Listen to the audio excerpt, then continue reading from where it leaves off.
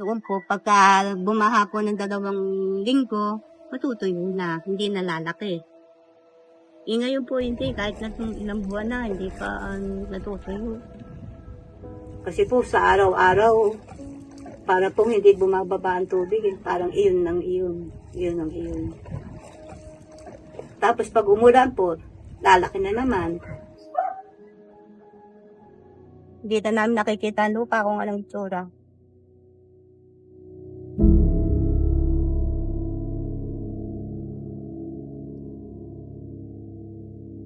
Nagpagawa nga ng mga bakod-bakod na gano'n unaapawan din.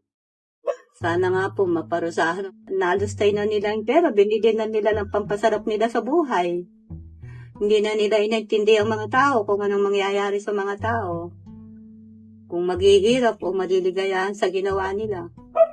Pero kung ginawa lang po nila yung nararapat dito sa amin, hindi magkakaganito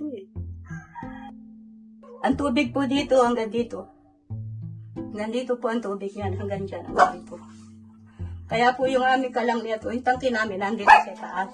Kaya iniisip ko po nung pag lumubog ng pipe ko, wala na kami paglulutuan, wala na kami. Hindi po namin alam kung saan na kami pupunta dito. Una po, wala po akong kasama, kundi ako lang pamisan-misan lang dumarating ang anak ko. Kasi maghahanap buhay naman ang anak ko. Kung di maghahanap buhay, hindi na kami kakain lalo. Pagtulog po, mahirap po. Umiyak ka man, wala nang mangyayari sa iyak mo. Kasi, nangangamba po ako. Tsaka hindi ka po makakatulog pagka umuulan. Hindi ka po makakatulog. Kaya nung minsan po na malakas ang ulan, magdamagat ka, hindi ako nakatulog. Oras na pagising ako. Kaya sana po, mawala na po sana ito kahit saglit na.